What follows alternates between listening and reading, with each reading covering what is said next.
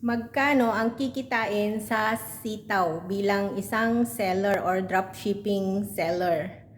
3% to 7% per product po natin. Kung sakaling 1,000 yung nabenta nating item is 70 pesos na natin doon. So malaking bagay na rin yun kahit papano, 'di ba? So ang ano na lang noon is kailangan be patient kasi once na na-confirm mo na yung order, kailangan mong mag-antay ng 2 weeks bago ma-deliver ang product na in-order sa yung dashboard or sa yung shop.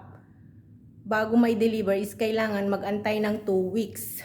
Kasi yun yung experience ko. Mostly sa mga seller is ganun katagal. 2 weeks, then after 2 weeks, kailangan mag-antay pa ng 3 days bago mag-successful na ma-deposit sa iyong wallet yung amount na napagbentahan mo. Kasama na doon yung tubo mong 7%.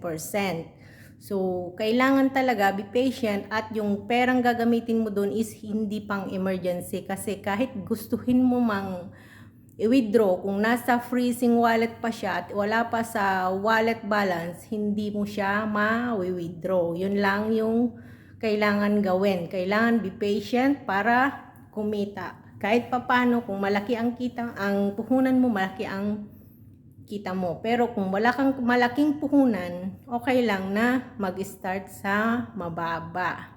Kaya lalagay ko sa aking screen ang aking invitation or referral code at sana gamitin mo ito at matulungan mo ako, matutulungan din kita sa iyong pag-angat dito sa mundo ng sitaw. Follow for more. Thank you!